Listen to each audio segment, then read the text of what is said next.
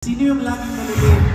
Who is always sa practice, sa mga dinner, sa mga meeting?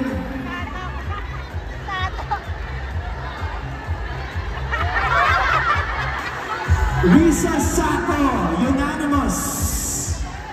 At inamin din. Risa, ano ba kadalasan yung nagiging excuse mo kung bakit ka laging late? Ang sarap matulog!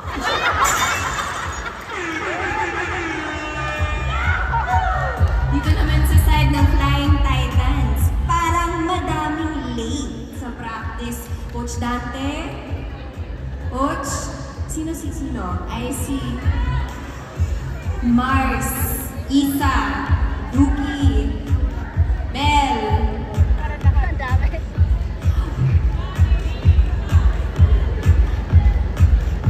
Bell, bakit ka naman late palagi? Sa elevator. Traffic sa elevator. Wala ka bang New Year's resolution para mas maaga ka? Next year na ulit. Thank you very much, Flying Titans. Creamline Cool Smashers, that has been our Who Is. Si spill ng tea, kumbaga.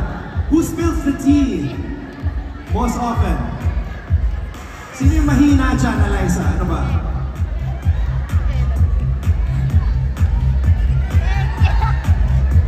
Tanungin natin si Ate Des, sino ang most likely to not keep a secret?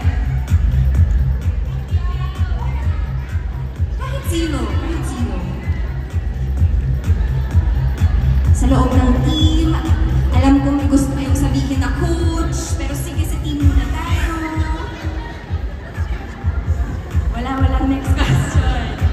Anton, parang nahihirapan sila. Parang good secret keepers daw.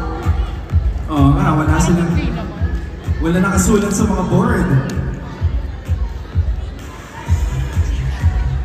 Bakit sinasabi nila, Maddie?